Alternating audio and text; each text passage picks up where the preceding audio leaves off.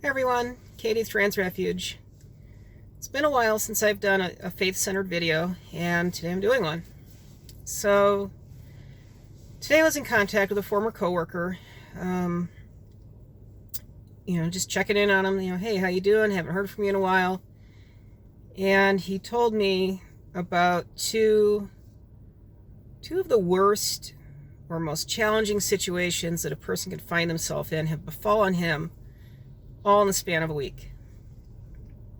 And he confided in me that I'm having doubts about God and his goodness, and whether or not that is really a thing that needs to be in my life anymore. And one thing I haven't talked about is I had my own personal kind of faith crisis over a span of about 6 weeks recently. And something I haven't really talked about publicly, but I found myself very discouraged about something that somebody close to me had said about the church I attend, and that them allowing a transgender person, and also there's a lesbian couple who happens to go there, them going there, allowing them to go there, and not booting them out of the church, along with me.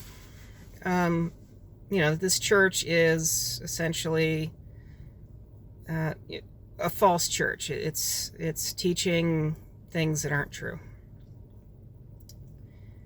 And it really hurt me. It hurt me a lot, because I don't believe that. And I think that Jesus wants us to evangelize everybody, and that we should want members of the LGBTQ community to be hearing the gospel and believing it, and to say they're not allowed to, and the churches aren't allowed to, to even talk to them about it, I think is contrary to the message of Jesus and to, his commandment to, to go out and preach the gospel. So, I wanted to talk about a couple things, because this is a situation that I think a lot of people run into, a lot of different circumstances. We don't all face what my friend is facing, and we don't all face what I'm facing. It could be anything. Something comes along, pulls the rug out from under you, and just hits you where it hurts the most. It hits you at your weakest point. And so, in Psalm 11, it's I'm not going to read the whole thing, but it's this psalm that David wrote about taking refuge in God. But he asked this question that I think is really appropriate for this discussion. It says, if the foundations are destroyed or shaken, as some translations put it, what can the righteous do? So he's asking this question, what do you do when, the pillars of your life, the things that you feel like hold you up or support your life, are shaken or starting to crumble? And I think for most of us, we'd say, our faith in God or our faith in Jesus is our foundation. And a lot of us don't want to admit that a situation could happen where you find that foundation shaking. And you don't know if it's going to hold. You don't know. You're not sure. Is my faith going to crumble? Is it going to crack? Is this going to hold up? And that's the situation that my friend is finding himself in right now. My situation didn't get that bad. It really just got to the point where I was questioning the value of evangelism and whether or not my efforts to go out and, get the gospel out to people were worth it. It was so discouraging and disheartening that I just thought, maybe I just need to give up on this thing. Just quietly fade into the woodwork in the background and, just believe in Jesus and be quiet. Just avoid the trouble and the hassle of dealing with all this. So my foundation is just maybe a little tremor. My friend, like if it's columns supporting his faith, like they are violently shaking it like an earthquake right now. And he's asking that question. So I wanted to talk.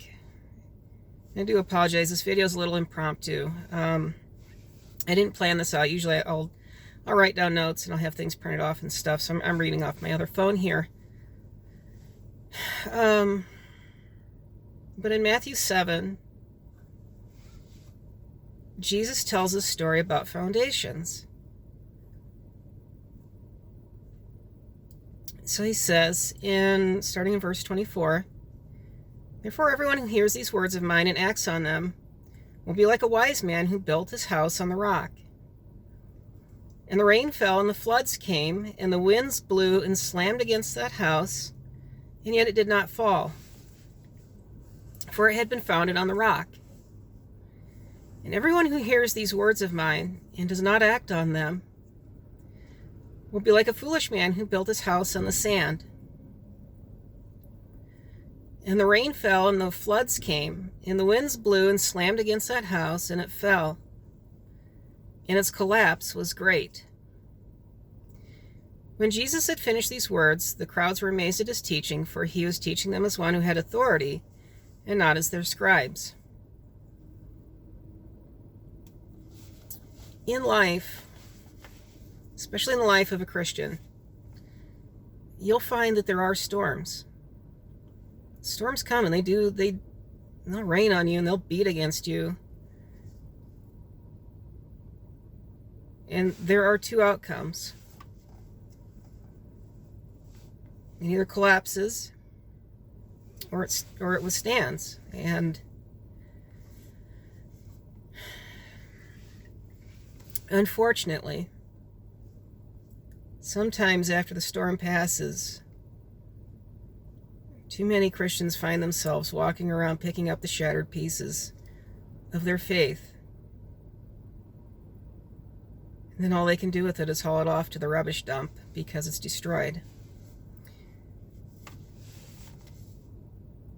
But I want to go back to Psalm 11.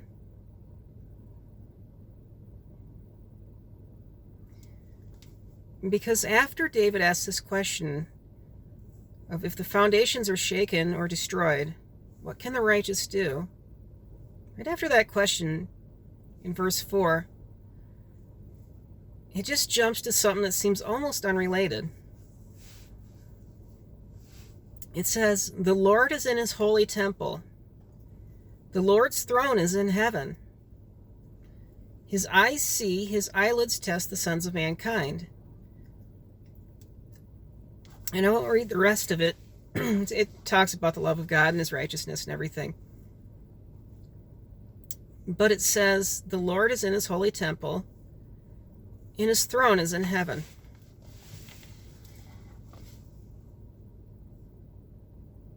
The object of our faith, which is God,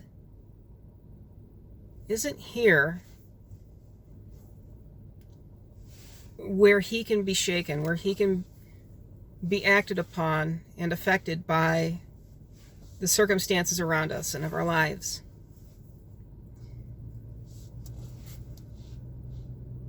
As hard as this stuff is, and as frightening as it can be to face those doubts,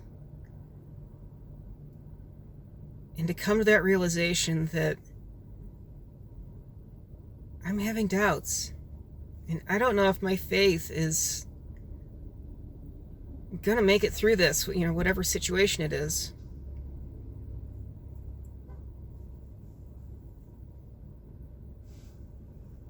We can have the assurance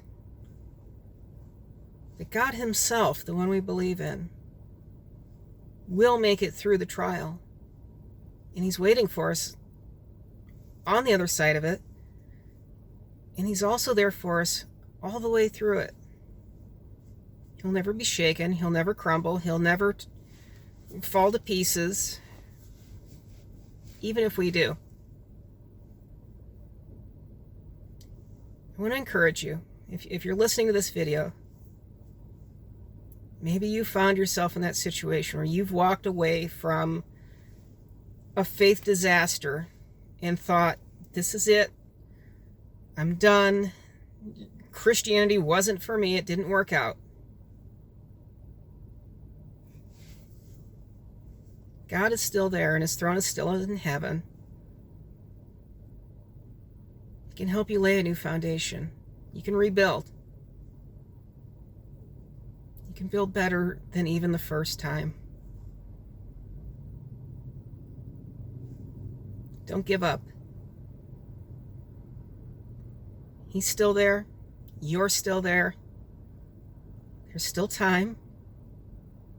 And just as you see in the book of Job, after everything's wiped out, his wife, his family, his kids, his wealth, everything is destroyed. What happens? His life gets rebuilt, and it's actually better than it even was before the disaster struck. Doesn't mean it was easy. Doesn't mean that he didn't go through some really horrible things. Doesn't mean that he didn't feel pain, that he didn't suffer. But it does mean that there was hope. Even when he felt like there wasn't any, there actually was. And for anybody listening right now who's been through a storm and has seen their faith and their life blown to pieces, there's still hope for you. God is still there. He still loves you just as much right now. Even in your doubts, even in your unbelief. He still loves you as much as he ever did. I hope this video encourages some of you. God bless you all. Thank you.